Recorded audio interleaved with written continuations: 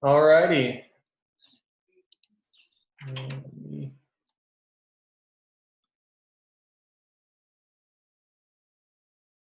There it is, record. All right. So Layout Builder, this is, we're going to talk about, it's going to be a fairly introductory presentation here, and then at the end we're going to talk about some current developments, specifically some issues on Drupal.org that we're aware of. In some cases we've worked on them, and also, I'm going to hide that, and also some that really haven't been tackled yet. So this, come on, advance. So this is me. This is the required speaker slide. Been with UNL, University of Nebraska-Lincoln, for about a year now. If you want to read the rest of that, the slides are posted. So starting off first, what is Layout Builder? This is directly from Drupal.org.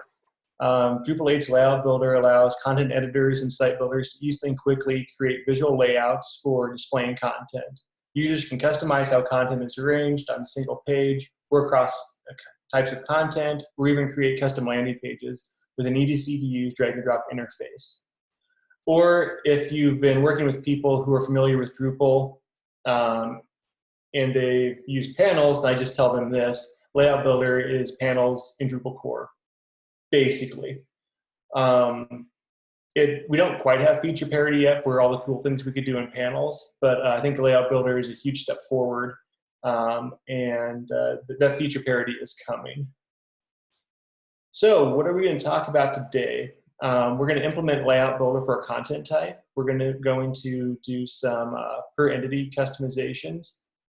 We're going to enable Layout Builder Modal and also another module, Layout Builder Restrictions. Finally, we'll talk about inline blocks before we jump into the current issues. So now we go to the live demo.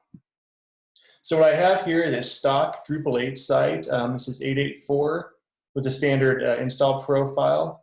To this point, all I've done is I've enabled the Layout Builder module, and I've also created a second custom block type. Drupal core ships with one, I made the second one. So that's all that's been done to this point. So the first thing when we talk about Layout Builder is we need to talk about view modes, because that's where Layout Builder works. That's the level that it works at. A view mode is something that you can use on content. And if you're not familiar with them, it's basically a different way you can display the same content differently depending on where it is. And so things that have view modes are nodes, taxonomy terms, users, and custom blocks, to name a few. An example of where you might use these is, let's say that you have an article content type. Well, we all know what we expect the page to look like when we go there and we're looking at the articles node. It's going to have basically all the content is going to be there. Maybe there's some tags, maybe there's a featured image. It's very prominent on the page. And that'd be using a full content view mode. We might also use a teaser view mode. It's going to get the same content, but maybe it's on a page where we list all of these. Maybe we're pulling together with a view, and it's going to maybe just include some summary text, a headline, and a smaller version of that picture. So we go to view modes. These are the things that are turned on by default in Drupal core that have view modes, which means that we can use Layout Builder for them.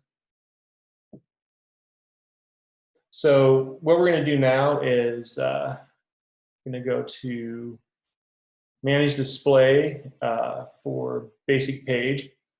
And all of us who've built sites have seen this screen before. And it's going to be a table of fields. We can reorder them, how do we want them to be formatted, hide labels, etc. When I turn on Layout Builder, we now have a checkbox down here, and we're going to check the box. We'll talk about the second box here in a second. So I'm going to click Save, and now that table disappeared. We now have a Manage Layout button, and when we click that, it's going to take us to Layout Builder. So let's click the button. So the first thing I'll mention about Layout Builder is that is always presenting to us using our front end theme. It's not something that's separate on the back end. So as you're working with it, you get to see in real time what you're doing, which is a cool feature. And when we look at, when we just checked that box, all it did was it took the existing fields and dropped them into a single column layout. So to the end user right now, as far as they're concerned, nothing has changed when they go to load the page and look at it. There's also a toggle here to show content preview. So this is the feature that allows you to see the live content in there as you're interacting with it. When you uncheck that box, then you get the labels form, and this can be useful if you have lots going on a page.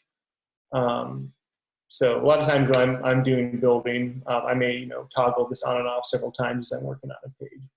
Because we're not actually working with a particular node here, what Drupal is doing is it's just dumping in some ORM ipsum to represent the body field.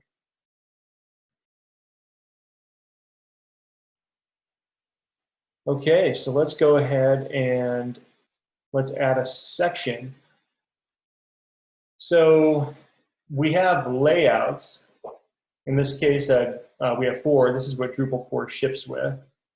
And when they get inserted into a page, then they're inserted as sections. So layout gets inserted in sections. This is a bit of a Drupalism. You'll need to train your users on that terminology. So let's go ahead and let's insert a 2-column section. So we have, this all pops up in the settings tray on the right-hand side. And we have some configuration which is available to us. The first one is we can decide how the columns should be apportioned. We're just going to go ahead and leave it as 50-50. There's also an option to add an administrative label. This is only something that shows up on the back end, but I'm just going to call it a section. And lo and behold, it's been inserted, and now we can start adding blocks to it. I want to go back to that settings form for just a second. And I'll just back up also and say that you can write your own layouts. And if you're building a site, you're probably going to do this anyway, because the 4 that ship with Drupal core probably aren't going to meet exactly what your designer wants you to implement. And the instructions for it online are super easy to use. That's what I refer to when I need to build a layout. But really, all you need is a few things. You're going to have a YAML definition. It's going to, what the name of it is, machine name. You're going to define the regions. Then you're going to have a twig template that actually renders out the markup. You're going to need some CSS, of course. And then finally, if you decide that you want to extend the layout default class, which is what we're seeing right here, that's what's doing this. That allows you the opportunity to go ahead and you can add additional fields here.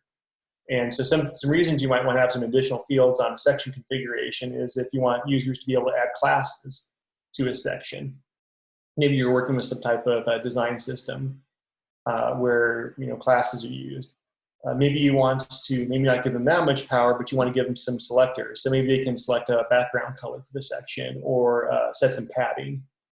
So you can, when you go to render out your twig template, you can go to refer to those settings and respond accordingly.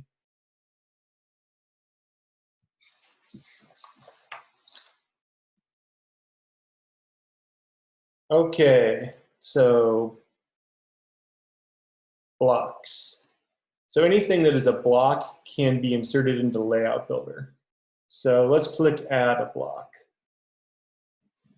And we get everything. So this is by default what you get from Drupal. And 95% of these your users will never use. So there's a module we can use to pare this down, which I'll show you here in a second.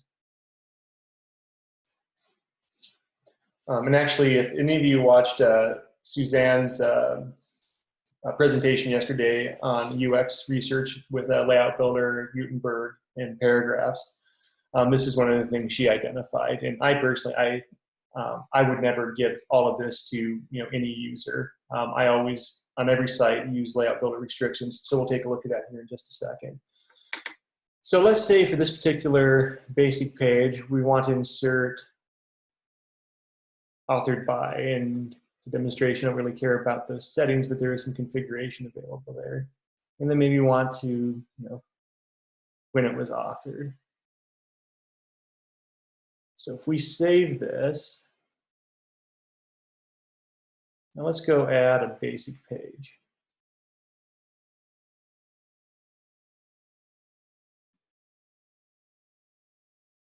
The Zoom thing is trying to hide my tabs. There we go. So we use some more Ipsum.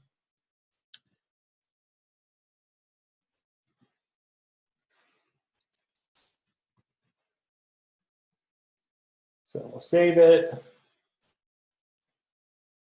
And so the way it's configured right now, that layout we just set up is going to be used for every basic page on the site. Effectively, what we've done is something we might have done previously with Twig templates for a particular content type. This allows us to do it in browser using layouts that we have available. So what we're doing right here, you can think is being analogous to templating. And I'll just point out that we have the usual tabs here. Here in a second, when we check that second box, we're going to get another tab there.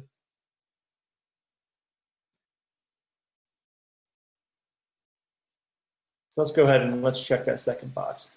So this allows each content item basically to override the default. So when you create a new node that has Layout Builder enabled, by default it's still going to use that layout we just defined, but now we have a layout tab so we can override it. So it's the same interface we just saw earlier, but this is just unique to this particular piece of content. So next thing we're going to do is let's go down here. Let's add a block. So there's also these things called it says create custom blocks, and then it calls it inline blocks. There's a little bit of inconsistency in the user terminology we're presenting users, but what an inline block is it's just a custom block, but it's special. And it's special in that it gets flagged as an inline block, and it's created inside of Layout Builder. And it's tied to one and only one host entity, in this case, a node. So it gets revisioned along with this particular node. So that's all an inline block is. When you go to add one of these, you get a form, and so let's grab some more of this. There we go. You have to give it a title. Before I click, AdBlock, I just want to point out that this tiny settings tray is not a great place for this. We're going to fix that just here in a second. Okay, so it's been inserted. And I'll save it. And ta-da, there it is. So we're going to enable a module now. Oh, there we go. So we're going to enable Layout Builder Modal.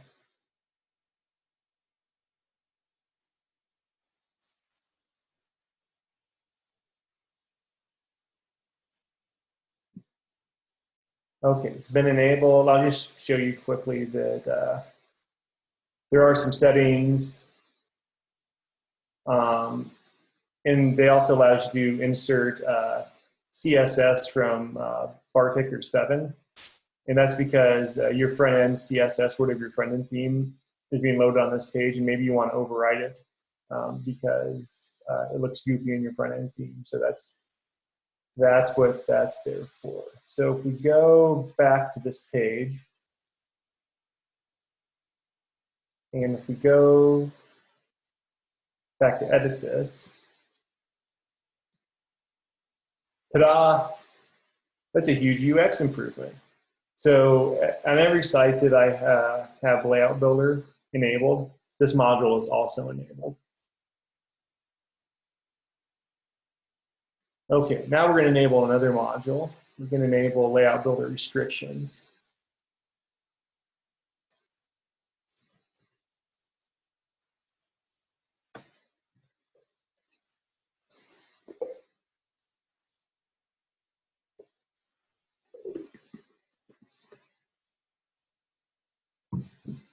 Alrighty.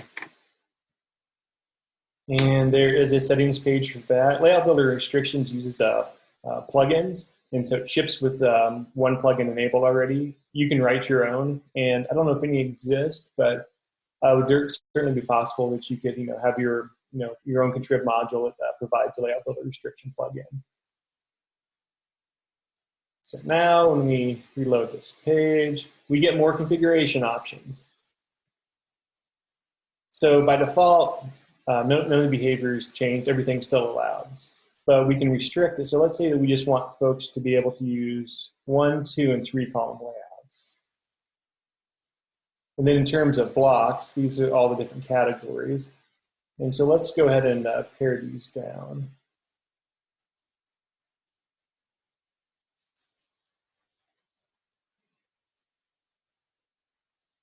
And so what I'm doing, if you check or hit the radio button for choose specific whatever, and you don't check any box, you effectively disallowed that entire category.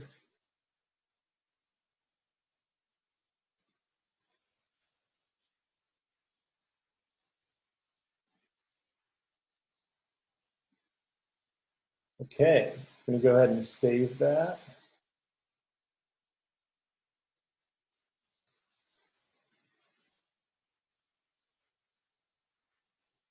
Okay, so now when we come back here and we go to add a block, we have a list that is not insane. And again, every site that I've ever built using Layout Builder or used Layout Builder on, I've used Layout Builder restrictions. And I would recommend that you all do as well.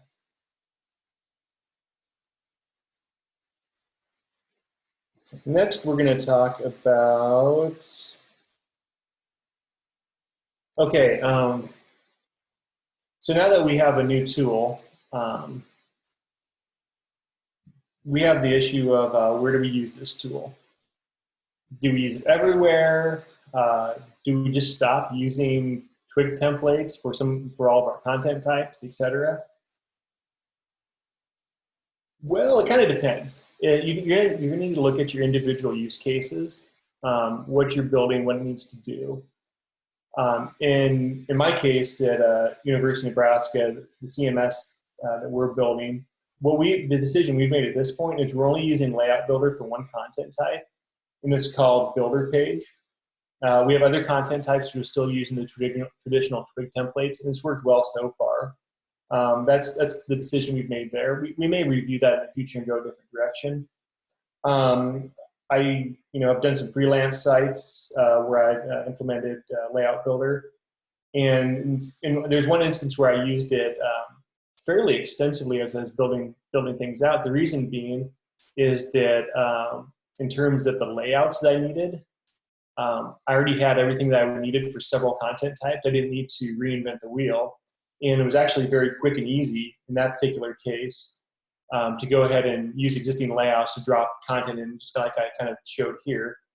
And like I said, it's quick and easy, and kind of a benefit too. It saved me a decent amount of time because I never needed to get in and touch the code. I never needed to get in and touch template files, at least at the node level. So that's what I've done on some freelance projects. And as you get into it and you start using Layout Builder more and more in your projects, you may find the same thing. It's just you have to review it like on a entity by entity basis. So I think at this point, we need to talk about current issues. I knew there was more to talk about on here. So the first one is you currently can't reorder sections. So that page that I started to build there, if I changed my mind and wanted to move that 2 column below the 1 column, you can't currently do that. I would have had to add a new section and then make sure I got my section settings copied to the new one too, manually. And then I would have had to drag and drop, move all of my content down to that new section I created, and then delete the old section, which is kind of a huge UX nightmare. So there's an issue out there. I've done some work on it, and someone posted a reroll version this morning. I haven't taken a look at that yet. I can tell you we're using patch number 28 currently in production. And so from our point of view, this thing's ready to roll in production. It's good to go. The next one is going to be visibility controls. And so this is an area where we don't have feature compatibility or feature parity, with panels yet. A use case would be, let's say that you have a block on a page that instructs people that they need to log in to see content on that page. And then once they log in, then they actually see the content. And you can toggle that behavior based on the user if they're logged in or not. So that's an issue, or that's a situation where you would use visibility controls. So this functionally works. The tests has tests that are written that those all pass. I think it probably needs somebody with some user experience expertise to go ahead and take a look at it. I'm not sure if I like the workflow the way it is right now. And I'm letting you know about these, so if you want to use it on your site, that's great. But hopefully, we can take it a step further. And this is an opportunity for some of you out there to contribute back to Drupal core as well, to weigh in on some of these issues. Take it for a test drive. Post your feedback. The next one, support for third-party settings for components. So the components of Drupalism. When you place a block in Layout Builder, technically it's referred to as a component, even though that's not how the language they use on the front end. So something like this would be important, because how you can have settings that you can add to sections. This would allow you to do the same thing for blocks. The most obvious case is if you want to use the block class module, if you want to put classes directly on blocks. So this is something, we haven't deployed this yet, but it's something we're going to add to the CMS, which is, we're wrapping up development here this month. It's going to be something that we need. I imagine many of you will need that too. And then we get to the issues with fun names. So this first one, basically what that's for is in the settings tray, you have a form in there. So if it's a form, you can validate it. The problem you're going to have is that until this issue is resolved, and there's a patch that works, we have it deployed.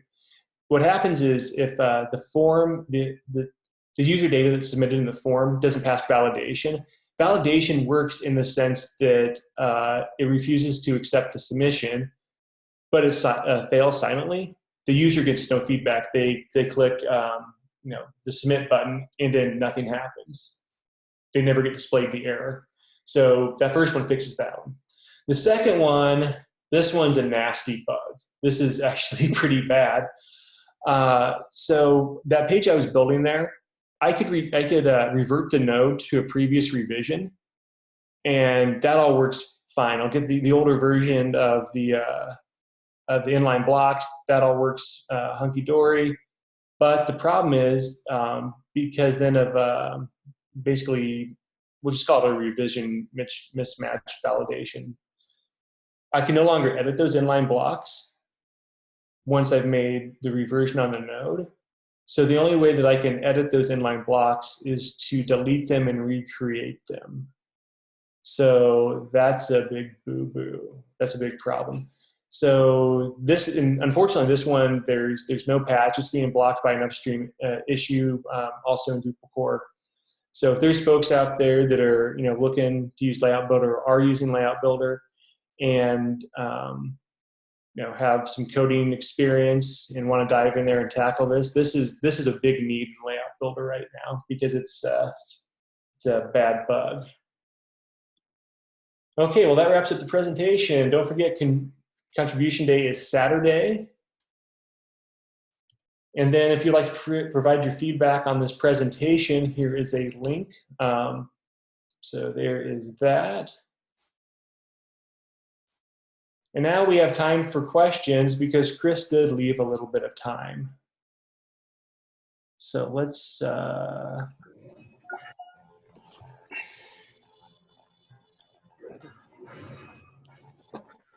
I think you all should be able to unmute yourselves. Is that right? Yes, we can unmute ourselves. Okay.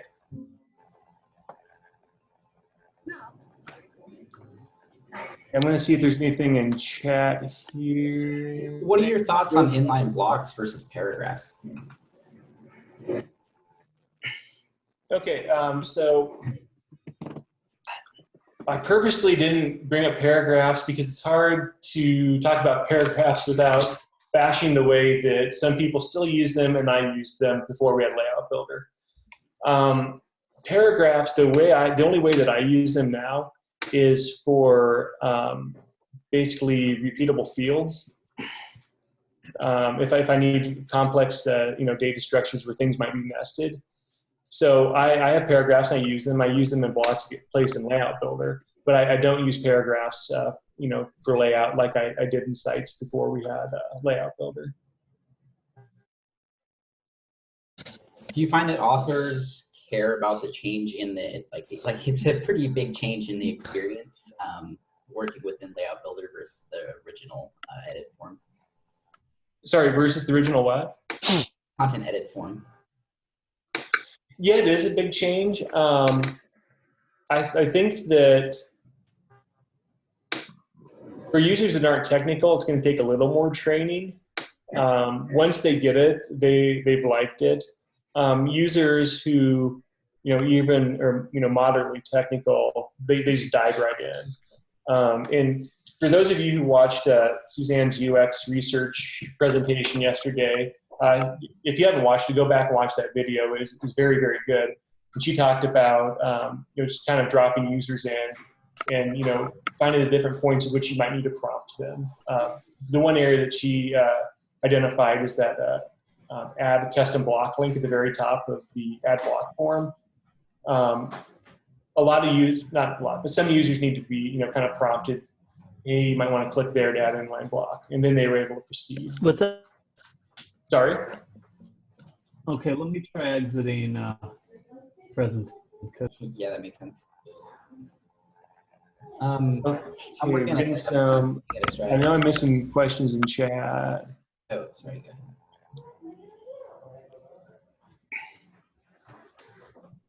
Oh, yep, someone. Okay, yeah, in the panels you could pass through arguments to views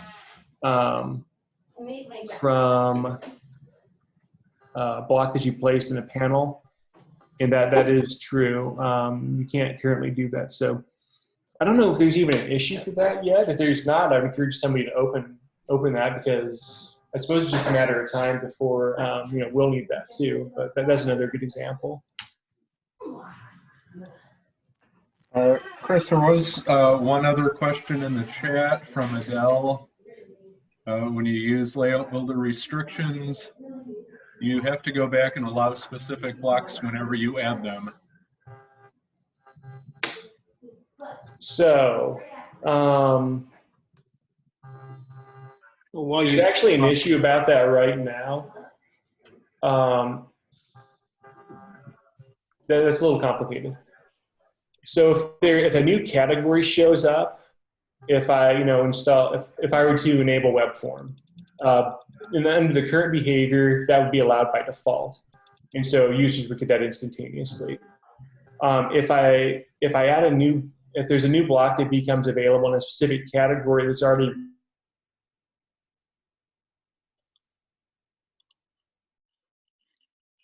Sorry, Chris, I had to unmute everybody, and that muted you as well. So. Okay, I'm unmuted again though, right? Yes, you are. Okay. So I think I just barely finished answering that question before the mute thing happened. Maybe.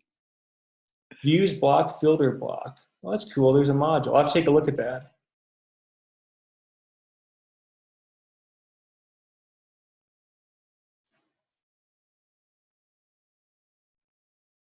And now I think we are at time.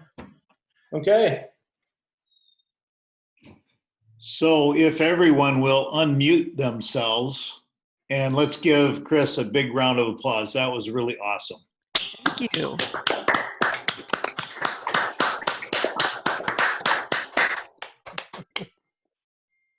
All right, thanks.